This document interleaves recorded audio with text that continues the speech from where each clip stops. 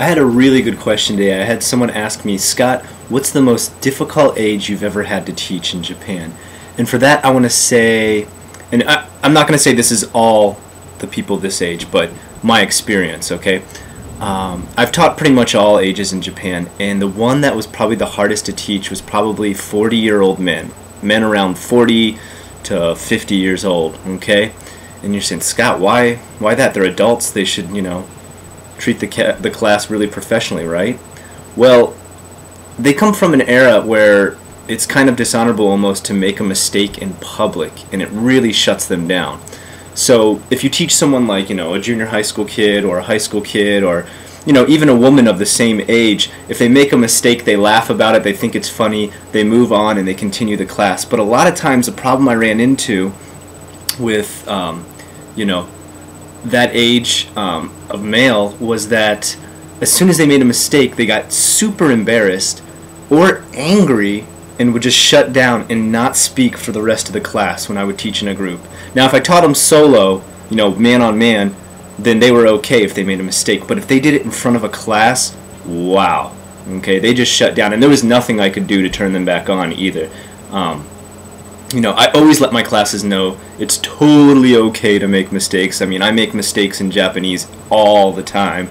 So I said for my English classes, it's totally okay. But it seems whenever I have this age group, and I've heard it from other teachers too, they say the same thing, that males of that age group tend to just shut down as soon as they make their first mistake in Japanese. So I'm sure, I'm sure there's probably a really good way to get around that. I've only had 3 years of teaching in Japan, so I'm not, the biggest expert, okay, as far as getting around certain obstacles you're going to run into, because you will run into them when you teach. So that's a little bit of my experience on teaching and one little problem I had. Recently, another question I got was, those street Japanese lessons you teach, Scott, do you actually ever use any of that language? Have you ever actually had to use such rough language? And I would say, yeah, only a couple times.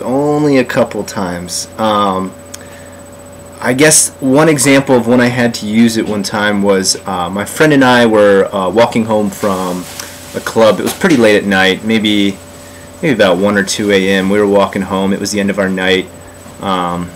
We just had a pretty calm night. It was a pretty boring club, and we weren't really having that good a time, so we thought we'd just head on home. And on our way home, this extremely drunk salaryman, I mean, this guy was absolutely wasted out of his head, just walks up to us. Face is just beet red with anger. I mean, this guy is boiling, and we have no idea what's going on. Just walks up to us, gets in our face, and just starts telling us, "Oh, you stupid gaijin, get out of my country, go back to your country." And he's just drunk. He's just drunk out of his head. So, I mean, what can you say about people who are messed up, like that? Like, you just kind of cut him a break. But this guy was, we did our best just to ignore him and move on. But he got up in our face, right up in our face, and he just kept talking smack pretty much. I don't want to go into detail as to what he said, and I don't want you to judge Japan by this guy. He was just a jerk, okay? Every country has its jerks. But pretty much he continued to talk smack to our face and get right up in our face. So pretty much I had had enough, and I just said "damare aho," okay, which pretty much means "shut up, you idiot." And he continued. I was really surprised. He stopped for a second because he was surprised I spoke Japanese, so then he knew that I knew what he was saying, and he continued. So then I got right up close to his face like this, probably like almost head to head, and I said, "Shinitai no ka?" And that means, "Do you want to die?"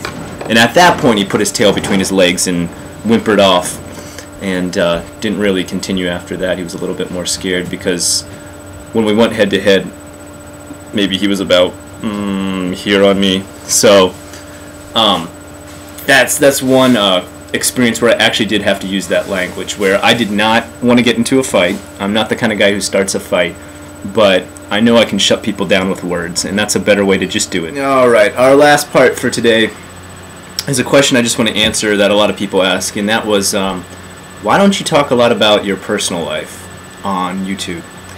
And for the most part, I think it's better to try and keep that stuff a bit private.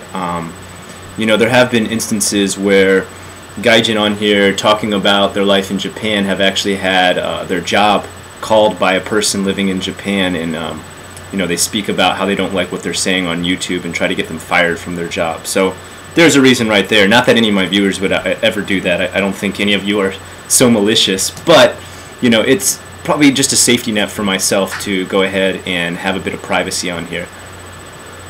But what I'll do, since I've had this question asked a lot, to talk a little bit more about my personal life, is I'll have one fact, just one, okay, where viewers can just send in as many questions as they want, and I guess I'll choose what I want to answer, depending on, you know, how much it'll violate my privacy.